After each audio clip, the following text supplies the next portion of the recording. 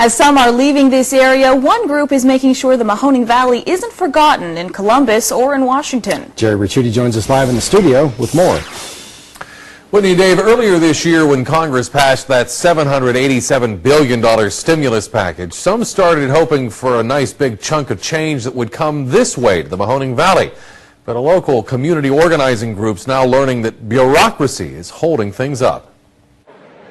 Back in February, Lieutenant Governor Lee Fisher, then the director of Ohio's Department of Development, was in town, promising to help bring federal stimulus dollars to the valley to get rid of blight and spur economic growth. But I can tell you that I'm here today to reaffirm the commitment. But in the 6 months that have followed, members of the Mahoning Valley Organizing Collaborative, who invited Fisher to town, have grown a little frustrated. We've been a little curious about what's going on at the state level, and we had hoped to see a little more action, a little more monies coming in our direction. This morning, leaders with the department met with the MVOC and local officials to give an update.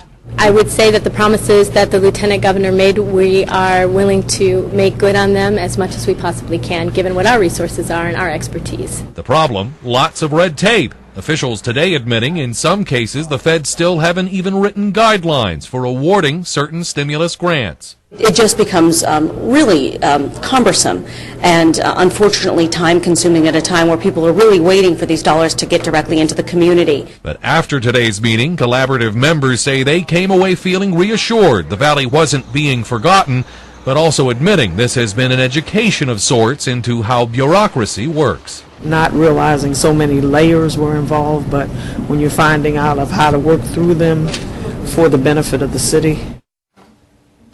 The department's interim director, who took over when Lee Fisher decided to step down and run for U.S. Senate, told me today she's hoping the feds will come up with their regulations within a matter of weeks, saying the state is just as eager to get its share of those stimulus dollars as folks here in the valley are.